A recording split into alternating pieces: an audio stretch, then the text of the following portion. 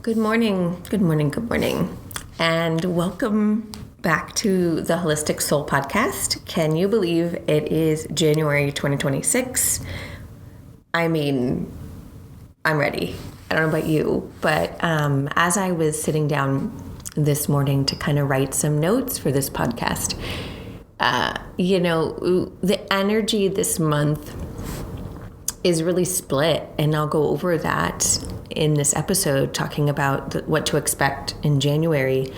It's foundation and it's flow, and January doesn't just tiptoe us into 2026. It really arrives with momentum as we continue to build up to really big shift in cosmic energy starting in the month of February, when we have one of the most significant astrological transits and moments in 2026, which is Saturn and Neptune coming into conjunction at 0 degrees of Aries, which is happening in February, along with the new eclipse cycle kind of touching into the signs of Leo and Aquarius. So it's not subtle energy. As we approach kind of this beginning, the first kind of quarter of 2026, it's not someday I'll get to it. It's no, what are you doing right now? And so January really feels like this bridge.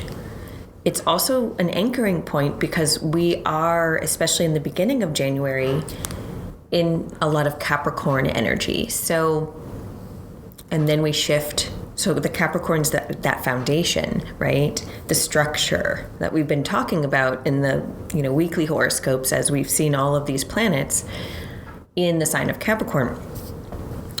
And then we have the shifting of energy into Aquarius energy mid-month and into later January. So this is kind of the moment where we take what we've already initiated and decide whether we're willing to build it into something that lasts, as we are also in the midst of becoming, right?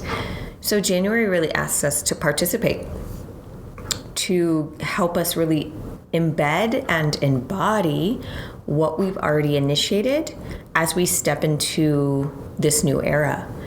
And, I shared on social, I saw somebody have a quote of everybody creates these resolutions in January to change. But what if we had the resolution to just be ourselves, right? Instead of change ourselves? Because as I've mentioned before, and I'm a big believer in, we're already whole as we are, but life kind of knocks us down. We start to try and fit into these societal constructs and things that say you need to be a certain way, so you need to change in order to fit that mold. But, my Aquarius rising goes kicking and screaming of don't try to fit me into this box. And that's kind of the energy of, as we shift into some Aquarius energy later this month, of why am I trying to fit into a box that doesn't hold me, that doesn't support me? What if I just stepped out of that box, right? And entered into a space, a container that feels life-giving and supportive to me, right? And so the beginning of January is, what is that container? What is that structure that you are creating and strengthening within yourself? Because early January, we've got so much Capricorn energy because we have all of our personal planets in Capricorn. And Capricorn is really the builder of the zodiac. Capricorn is a sign that rules the bones, the joints, the teeth, the skin, the body's literal framework, the body's container. So early January, we kind of feel that mirrored back to us cosmically, because it's a time for stability. It's not like a time for dramatic reinvention of who you are. It's, how do I stabilize myself, my environment, to support and provide that stability for who I already am. right? So it is about strong foundations, about creating consistent routines and clear priorities. One thing Capricorn is really good at is creating that structure to say, this is what I need to feel supported in mind, body, and soul. So from a wellness perspective, I find that as everybody is creating, this time of year is really interesting because everybody's like, oh, I'm going to do this new routine or this new diet or this new workout plan. And a lot of times it's like throwing spaghetti at a wall and seeing what sticks. Well, what if you approach this from what if I'm in alignment with what the energy is right now? And right now, this Capricorn energy is like focus on building strength. So one thing that's really good for our bones, really good for the structure of our body is weight-bearing exercises, strength training, because when we put pressure in our bones and our body, we build strength. This is also really important time to get sleep, right? We're especially in the Northern Hemisphere, we're in winter. We're in the time of rest, right? So if you want to become stronger, you can't unless you're giving your body the time to rest in between. And another thing I would say from a wellness perspective is mineral support. Minerals are essential nutrients, and they're considered micronutrients, so we need them every day. We just don't need them in super large amounts like we do our macronutrients, such as carbs, proteins, and fats. But they are essential in helping our structures and the stability of our body run smoothly. So some minerals I find that are really important and especially tend to be something that we struggle with from a dietary perspective are magnesium, calcium, and zinc. And so these are really supporters of our body structures and our nervous system, which as we move into mid-month, our nervous system really gets activated with Aquarius energy. And magnesium, I'm going to be honest, in my nutrition course that I teach, I tell my students, I was like, most people are deficient in magnesium because it's not widely found in our diet, or especially in America, where our standard American diet is really mineral deficient. And so we often have magnesium deficiency, which is very highly correlated to ADHD, anxiety, hyperactivity, and especially people who have like restless leg syndrome, really benefiting from magnesium-rich foods or potentially supplementation, like those magnesium gummies at night or the powder drinks. So for magnesium, calcium, and zinc, really focusing on nuts and seeds like pumpkin seeds, chia seeds, almonds, leafy greens, lentils, black beans, whole grains, some dairy, especially for calcium, but dark greens actually have calcium as well. Dark chocolate, any excuse to eat dark chocolate, I'm like a fan, but dark chocolate, real dark chocolate, is very rich in magnesium. And then for zinc, lean meats and seafood. Actually, I know not everybody loves seafood, but oysters have some of the highest amounts of zinc out of any food out there. But most seafood has high zinc, same thing with lean meats. And then herbs. Herbs are such a great way to incorporate minerals and vitamins into our diet, but basil, parsley, and rosemary tend to be rich. I also really love the herb nettle. And I've talked about it a lot, but like anybody who studies herbalism, like nettle is just like a go-to herb. It's very rich in minerals, and you can make it like a tea. It almost tastes like iced tea. That's how I kind of make it as well. But since we're in winter here in the Northern Hemisphere, so those in the Southern, you can make iced tea. Those of us here in winter, warming teas are much better. And I talked in my last episode about Mercury entering Capricorn. So we have Mercury in Capricorn. And so it really is highlighting planning, okay, through disciplined and grounded choices. So there is some energy this month, especially early month, that is supporting making these plans to incorporate practices and structures into your life that are really supportive. So, but think of it more of like your annual alignment. So creating life structures and daily practices that support your mind, body, and soul. One thing that if you're interested, on my website, ashleytracy.com, I have an astrology for health and wellness online course that I love teaching. I teach it at the college. I've taught it online. I've just taken all my recordings and resources that I have created, tons of handouts and reference sheets. So if you really want to know how to nourish your specific body based on your astrology, take that course, because honestly, it is a game changer when you understand what you need, not what society says, oh, you should follow this plan from a general recommendation, because that's just not how our bodies work. So if you're interested, I'll put the link in the show notes, but it's amazing. Like it's life-changing to understand what foods, activities, even lifestyle habits are going to complement you and bring you into alignment and help balance out your energy. So on January 3rd, full moon in Cancer, we've talked about this in last week's episode, but just to kind of give you an overview of how it integrates into this monthly horoscope, the full moon in Cancer is about emotional grounding and really understanding, how to nourish yourself.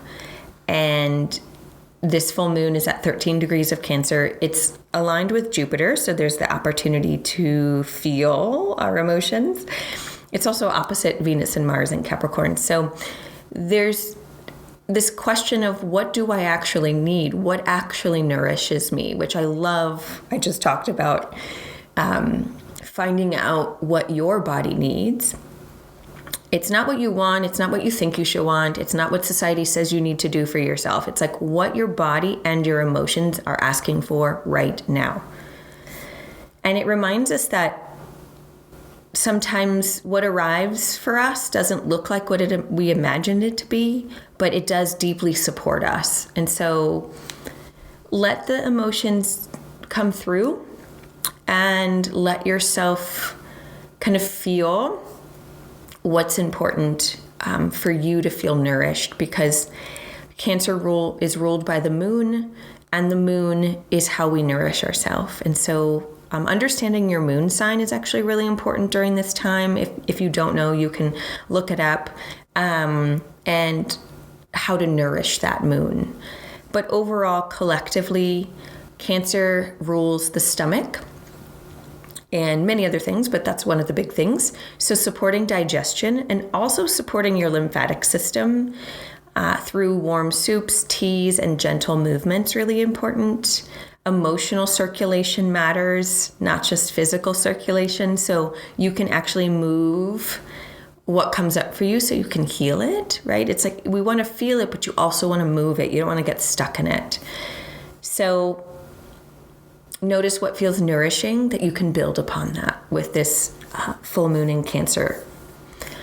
And then we move into January 7th through the 9th. We have the Sun, Venus, and Mars in a triple conjunction in the sign of Capricorn. So this is really a powerful reset around our desires, our relationships, our values, and what motivates you.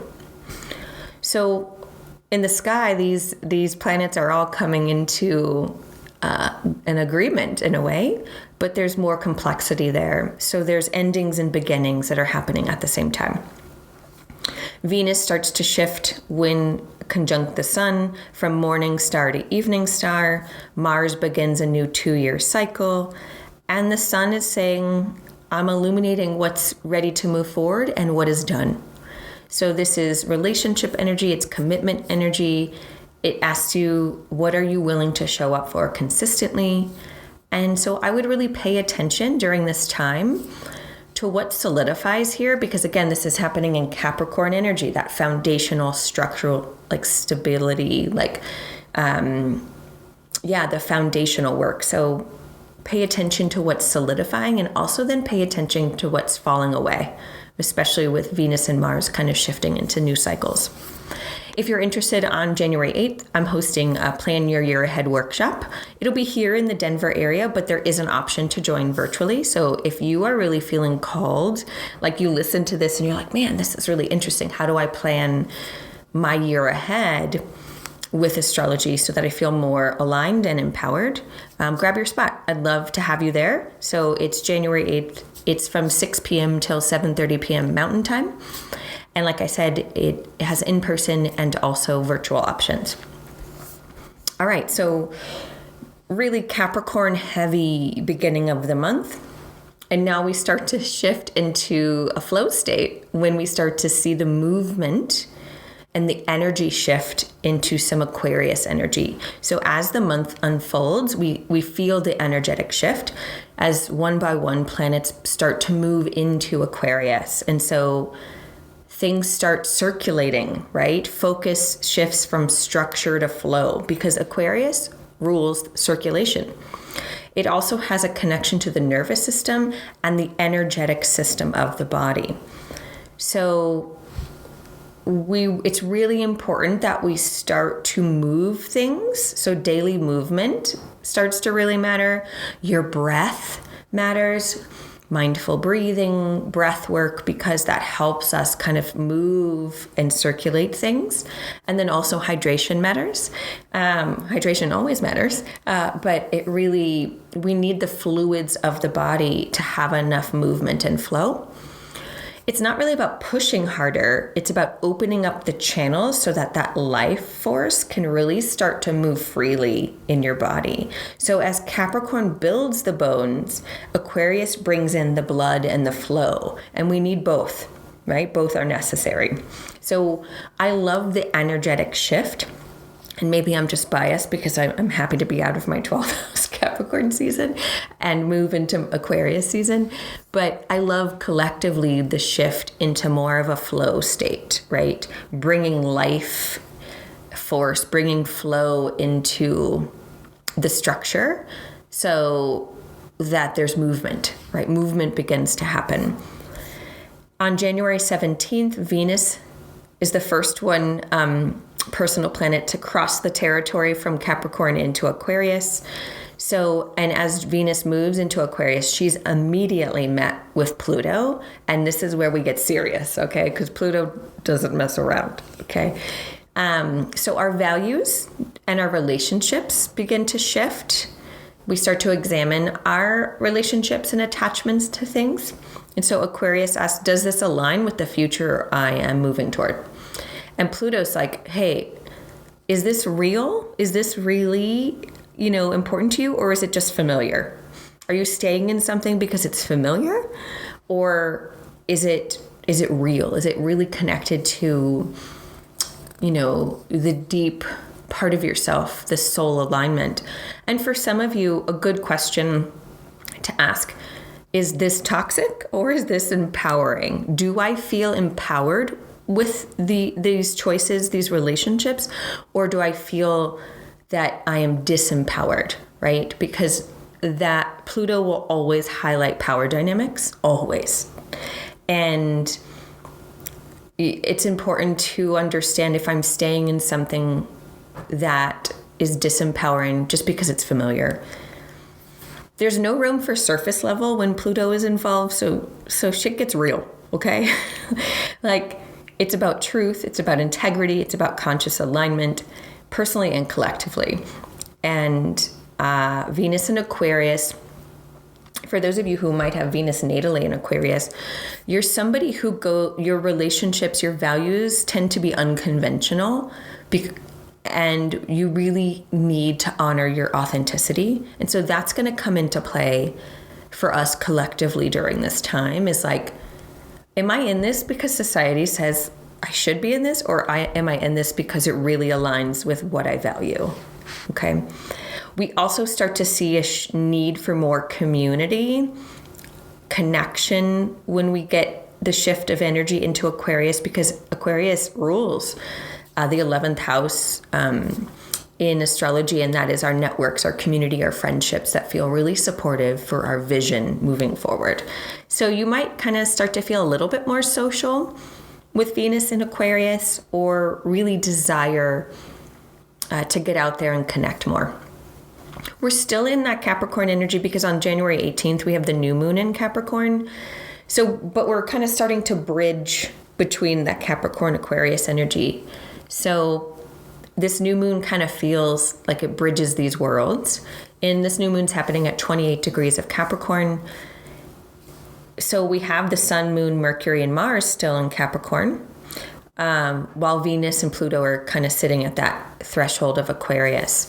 And so Capricorn represents the structures that we've built, and Aquarius points to the future we're stepping into. So at this moment, it's really asking you, what legacy do I want to carry forward? What systems, what communities, what containers actually support what I'm building? Oh my gosh, I feel that. Okay.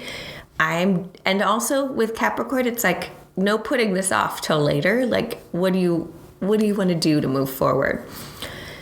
So this new moon, I love, it's really inviting that earth energy into your vision.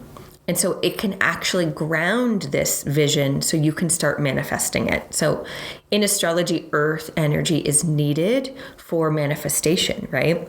Because we can have these ideas, these thoughts, which is very air energy like Aquarius, and these visions, but how do we bring it down to earth to actually put it in and build something that's tangible? So as we get to later in the month, so January 20th through the 23rd, the Sun and Mercury enter Aquarius around January 20th. So the mind, the energetic flow, the mind, the nervous system really starts to speed up. So ideas start to really come quickly. Maybe you'll have a lot more downloads, more inspiration.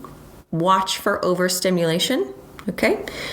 This is where the nervous system and caring for your nervous system becomes essential. So remember earlier I talked about magnesium and mineral support. Really important that you're making sure you have healthy practices and things. I would say another thing for nervous system support is limit screen time before bed and have really good bedtime or nighttime rituals, because for many of us, like that's when we slow down and we go to bed, and that's when our mind starts to kick up. So we want to make sure that we have practices and rituals that are really important. For me, I can't have bedtime without herbal tea, and it's kind of warm and comforting and prepares my body for sleep, but it also helps my mind relax. So I love yogi bedtime tea. I'm not supported by yogi tea, but I should really invest in yogi tea because I love it so much. I also love Tulsi tea. I particularly the Tulsi rose tea. I do a combo. Being outside sometimes, and I know this time of year for those in cold climates can be tough, but it's really nice to just get outside for a moment, get some sun. If you can. I live in Denver, so it's even in the winter, it's sunny here. Red light therapy is also really good too for those of you who don't live where the sun is out this time of year that much. But being outside just kind of helps ground the mind. And restorative breath work and meditation is something that if you are interested in kind of needing to calm that mind a little bit more focus on that. So then on January 23rd, Mars enters Aquarius. So Sun and Mercury go, Venus is already there, Mars is now going. So we're really seeing an activated energy, more momentum and motivation. And using this energy together, I find that we're going to feel really motivated to connect more and create more community, group collaborative goals, community service, maybe doing group movement, group activities, but avoid spreading yourself too thin. So choose meaningful instead of I should be doing this. Really choose things that feel supportive and communities that are in alignment with what you're building and your vision moving forward. Then as we get to the end of the month, we do see a huge shift as we prepare for February, and that's on January 26th. Neptune enters Aries, and there's no going back. So now Neptune is going to be in Aries for the next 14 years. And so we really start to feel this shift for good. So we had a preview in 2025 of Neptune in Aries briefly, but he went back into Pisces to finish up a cycle. So now at the end of this month, he's beginning this 14-year cycle that reshapes your identity, your courage, your leadership, how you initiate change. And then by mid-February, and we'll talk about this next month, he'll join Saturn, or Saturn will join Neptune, and they'll come together in alignment in Aries. So you really start to feel at the end of this month a sense of what's to come.